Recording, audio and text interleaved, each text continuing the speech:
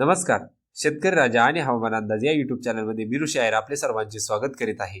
सध्या बघायला गेलं तर आपल्याला ढगाळ परिस्थिती आणि मेघगर्जनेसहित विजांच्या कडकडासहित राज्यात आपल्याला पावसाचा जोर हा कायम दिसत आहे. राज्याच्या अनेक भागांमध्ये पावसाने थैमान घातला आहे. तर येत्या काही दिवसात म्हणजे 22, 23 आणि 24 राज्याच्या अनेक भागांमध्ये आपल्याला जोरदार स्वरूपाचा पाऊस होताना दिसणार आहे. तर ह्या व्हिडिओच्या माध्यमातून आपण संपूर्ण डिटेल वाईज अंदाज घेणार आहे. त्यामुळे जर तुम्ही आपल्या चॅनलवरती नवीन असाल तर आपल्या चॅनलला सबस्क्राईब करा आणि व्हिडिओला शेवटपर्यंत नक्की बघा. सध्या बघायला गेलं तर आपल्याला ढगाळ परिस्थिती आणि मेघगर्जनेचं वातावरण राज्यात सर्वदूर दिसत आहे. तर ह्या व्हिडिओच्या माध्यमातून आपण जीएफएस मॉडेलचा आता आपण धावता आढावा घेऊ. जीएफएस मॉडेलचा प्रथम आपण अंदाज घेणार आहे. सध्या बघायला गेलं तर आपण पाहू शकता 22 तारखेला आपल्याला उत्तर महाराष्ट्र, त्याचबरोबर मध्य महाराष्ट्र, मराठवाड्याचा काही भाग, पश्चिम महाराष्ट्राचा काही भाग ह्या भागांमध्ये आपल्याला काही ठिकाणी जोरदार ते अतिवृष्टीसारखे मोठ्याले पाऊस झालेले हे 22 तारखेला देखील दिसणार आहे. ह्या वातावरणाचा जोर आपल्याला 23 तारखेला अधिक वाढलेला दिसत आहे. 23 तारखेला मराठवाड्याच्या काही भागांमध्ये मोठ्याले पाऊस झालेले दिसतील. अनेक ठिकाणी अतिवृष्टी, दुपारनंतर मेघगर्जना आणि विजांचा कडकडाट करून जोरदार स्वरूपाचे पाऊस हे मराठवाड्यात झालेले दिसतील. परंतु आपण पाहू शकता 24 तारखेला राज्यात पावसाचं वातावरण कमी होताना दिसत आहे. परंतु मध्य महाराष्ट्राच्या काही भागांमध्ये आपल्याला स्थानिक स्वरूपाचे कमी दाबाने पावसाचं प्रमाण हे कायम दिसत आहे. 25 तारखेला आपल्याला विदर्भ व दक्षिण मराठवाड्याच्या काही भागांमध्ये पाऊस दिसत आहे. याच्या व्यतिरिक्त मध्य महाराष्ट्र, उत्तर महाराष्ट्र व उत्तर मराठवाडा ह्या भागांमध्ये पावसाची उघडीक आपल्याला दिसत आहे. आता 26 तारखेला एक चक्रीवादळ बंगालच्या उपसागरात तयार होत असून त्याचा मुख्यतः प्रभाव आपल्याला विदर्भ आणि मराठवाड्याच्या काही भागांमध्ये 26 तारखेला दिसेल. ह्या वातावरणात अधिक वाढ होऊन 27 तारखेला राज्याच्या अनेक भागांमध्ये आपल्याला अतिवृष्टी व काही ठिकाणी पूर परिस्थिती निर्माण व्हायची शक्यता आहे. येत्या काळामध्ये ह्या काळामध्ये आपल्याला राज्यात सर्वदूर सरासरीपेक्षा अधिक मोठाले पाऊस झालेले दिसणार आहे. 28 तारखेला ह्या वातावरणात अधिक वाढ होईल व मराठवाडा, विदर्भ, त्याचबरोबर मध्य महाराष्ट्राचा, पश्चिम महाराष्ट्राचा ह्या काही भागांमध्ये आपल्याला अतिवृष्टीत तीव्र स्वरूपाचे मोठाले पाऊस झालेले दिसणार आहे 28 तारखेला. आता ह्या वातावरणात थोडी मध्य महाराष्ट्र आणि पश्चिम महाराष्ट्रात घट होते. परंतु 29 तारखेला आपल्याला विदर्भ व मराठवाड्याच्या अनेक भागांमध्ये मोठाले पाऊस हे झालेले या कमी दाबामुळे दिसत आहे. याच्या व्यतिरिक्त कोकण किनारपट्टीला या पावसात जोर राहील. परंतु 30 तारखेला आपल्याला राज्यातून पाऊस हा उघडीक घेताना दिसत आहे. केवळ आपल्याला मध्य महाराष्ट्राच्या काही भागांमध्ये हलक्या ते मध्यम स्वरूपाच्या सरी दिसतील.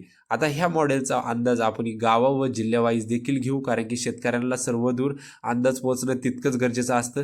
तर आपण पाहू शकता 22 तारखेला नांदेडचा आजूबाजूचा परिसर म्हणजे निर्मळ, निजामाबाद, त्याचबरोबर इकडे बघायला गेलं तर आपण पाहू शकता लातूर, धाराशिव, त्याचबरोबर इकडे तुळजापूर, बीड, परळी, त्याचबरोबर इकडे जामखेड, अहिल्यानगरचा काही भाग, छत्रपती संभाजीनगरचा काही भाग, त्याचबरोबर इकडे माजलगाव, नाशिक, पुणे घाटमाता परिसर, सातारा, सांगली, सोलापूर व कोल्हापूर ह्या भागांमध्ये आपल्याला हलक्या ते मध्यम स्वरूपाचा पाऊस हा 22 तारखेला झालेला दिसत आहे.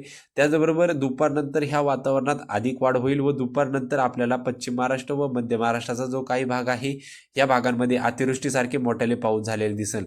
आता बघायला गेलं तर आपण पाहू शकता बारामती, दौंड, पुणे, खेड, त्याचबरोबर इकडे इंदापूर, करमाळा, जामखेड, अहिल्यानगरचा संपूर्ण भाग, जुन्नर, त्याचबरोबर इकडे इगतपुरी, नाशिक, मनमाड, त्याचबरोबर इकडे आपण पाहू शकता श्रीरामपूर, छत्रपती संभाजीनगरचा काही भाग, मालेगावचा देखील काही भाग, जळगाव व इकडे बघायला गेलं तर अकोला आणि अमरावतीचा जो करंजा भाग आहे ह्या भागांमध्ये आपल्याला हलक्या ते मध्यम तर काही ठिकाणी अतिवृष्टीसारखे मोठाले पाऊस हे 22 तारखेला झालेले दिसतील.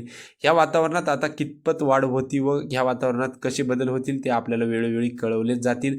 आता 23 तारखेचा अंदाज बघायला गेलं तर आपण पाहू शकता 23 तारखेला ह्या वातावरणात आपल्याला मराठवाडा, त्याचबरोबर बघायला गेलं तर मध्य महाराष्ट्र व पश्चिम महाराष्ट्राच्या काही भागांमध्ये आपल्याला 23 तारखेला सकाळपासूनच पाऊस जोर धरताना दिसत आहे व नाशिकच्या काही भागांमध्ये आपल्याला अतिवृष्टीसारखे मोठाले पाऊस झाले दिसतील. आता 23 तारखेला बघायला गेलं तर लातूर, धाराशिव, तुळजापूर, पेठ, त्याचबरोबर इकडे बघायला गेलं तर बार्शी, बीड, त्याचबरोबर परळी, पाथर्डी, त्याचबरोबर इकडं छत्रपती संभाजीनगर, सोलापूरचा देखील काही भाग, इकडे अक्कलकोट या परिसरामध्ये आपल्याला काही ठिकाणी जोरदार ते अतिजोरदार स्वरूपाचे पाऊस झाले दिसतील. इकडे परांडा, बार्शी, त्याचबरोबर इकडे बघायला गेलं तर करमाळा, जामखेड, कर्जत इकडे आपण पाहू शकता ह्या भागांमध्ये देखील आपल्याला तीव्र स्वरूपाचा, जोरदार स्वरूपाचा मोठाले पाऊस झालेले दिसतील.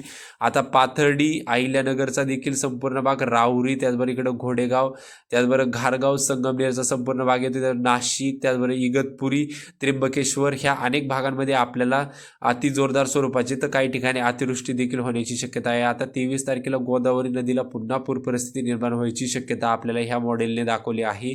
म्हणजे उत्तर महाराष्ट्र व मध्य महाराष्ट्र आणि मराठवाड्याचा व पश्चिम महाराष्ट्राचा काही भाग ह्या भागांमध्ये आपल्याला मोठाले पाऊस दिसत आहे. याच्या व्यतिरिक्त विदर्भात आपल्याला पावसाचा जोर हा कमी होताना दिसत आहे.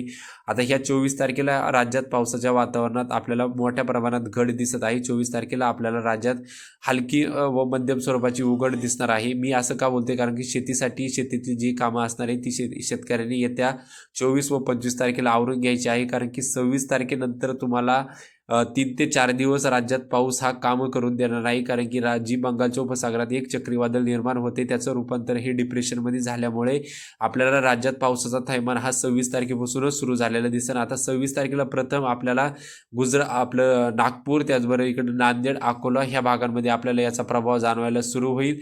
त्याचबरोबर 27 तारखेला ह्या वातावरणात अधिक वाढ होईल आणि 27 तारखेला हे वातावरण हे आपल्याला भूभागावरती आलेलं दिसेल. आता भूभागावरती ज्यावेळेस कमी दाब येतो त्यावेळेस त्याचा प्रभाव हा कमी होतो, परंतु जो पावसाचं वातावरण असतं ते पावसाच्या वातावरणात अधिक वाढ होतं.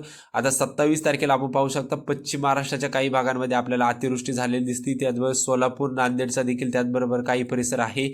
इकडं अहिल्यानगर, छत्रपती संभाजीनगरचा देखील काही परिसर, त्याचबरोबर इकडं कोल्हापूर, सातारा, सांगली ह्या भागांमध्ये, त्याचबरोबर इकडं मराठवाड्याचा जो बीड असणार आहे, लातूर, धाराशिव ह्या भागांमध्ये देखील आपल्याला अनेक भागांमध्ये जोरदार ते अतिजोरदार स्वरूपाचा पाऊस झालेला दिसणार आहे. अनेक ठिकाणी अतिवृष्टी देखील होण्याची शक्यता आपल्याला 29 तारखेला देखील कायम दिसत आहे. त्यामुळे राज्यात आपल्याला पावसाचा जोर ओसरताना नाही व वाढताना दिसत आहे. आता 30 तारखेला देखील ह्या कमी दाबाचा प्रभाव आपल्याला नाशिक, त्याचबरोबर कोकण किनारपट्टी, मुंबईचा आजूबाजूचा परिसर, त्याचबरोबर अहिल्यानगरच्या काही भागांमध्ये व इकडं जळगाव म्हणजे उत्तर महाराष्ट्राच्या काही भागांमध्ये व छत्रपती संभाजीनगरच्या देखील काही भागांमध्ये आपल्याला झालेलं दिसणार आहे. आता ह्या मॉडेलने आपल्याला 1 तारखेपर्यंत राज्यात आपल्याला काही भागांमध्ये अतिवृष्टीसारखे मोठाले पाऊस होताना दिसत आहे.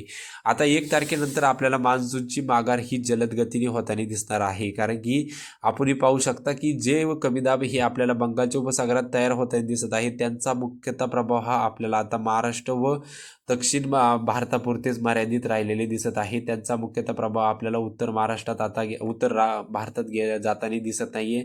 त्यामुळे जो परतीचा मान्सून असतो त्याला आपल्याला आता गती भेटताना दिसेल आणि परतीच्या मान्सूनचा प्रवास हा जलद गतीने होण्याची शक्यता आहे. 3 तारखेला आपल्याला नाशिकच्या उत्तर भागात पाऊस दिसतोय. त्याचबरोबर इकडं जळगाव, अकोला व जो अहिल्यानगरचा काही भाग असणार आहे व नागपूरचा जो विदर्भाचा काही भाग असणार आहे या ठिकाणी आपल्याला फक्त स्थानिक स्वरूपाच्या कमी दाबाच्या स्वरूपात पाऊस झालेला दिसेल. याच्या व्यतिरिक्त आपल्याला राज्यात 4 तारखेला विदर्भात पाऊस असताना दिसत होते. याच्या व्यतिरिक्त मोठाले पाऊस आपल्याला राज्यात दिसत नाहीये. 5 तारखेपासून राज्यात आपल्याला खऱ्या अर्थाने पावसाची उघडीप दिसायला सुरू होईल व 5 तारखेनंतर आपल्याला राज्यातून पावसाचं प्रमाण हे कमी होताना दिसेल. आता ह्या व्हिडिओच्या माध्यमातून आपण पहा त्या दिवसाचा हा क्षण आहे. आळकुटी गावात आपल्याला मुसळधार पाऊस झालेला दिसला. आळकुटी गावात आपल्याला जे रस्ता आहे त्या रस्त्याच्या वरून म्हणजे पुलावरून पाणी चालू होतं. अक्षरशः त्या वड्याला पूर आला होता व पूर आल्यामुळे दोन्ही बाजूनी गाड्या अडकल्या होत्या. म्हणजे राज्यात ज्या ठिकाणी पाऊस होतोय स्थानिक स्वरूपाचा त्या ठिकाणी हा पाऊस अक्षरशः आपल्याला थैमान घालताना दिसत आहे. धन्यवाद. जर आपल्याला ह्या व्हिडिओच्या माध्यमातून ही माहिती तुम्हाला आवडली असेल आणि जर तुम्ही आपल्या चॅनलवरती नवीन असाल तर लवकरात लवकर आपल्या चॅनलला सबस्क्राईब करायचे. अशाच प्रकारे भेटूया पुन्हा एका नवीन व्हिडिओमध्ये. धन्यवाद. जय हिंद, जय शेतकरी राजा, जय बळीराजा, जय हिंद, जय महाराष्ट्र.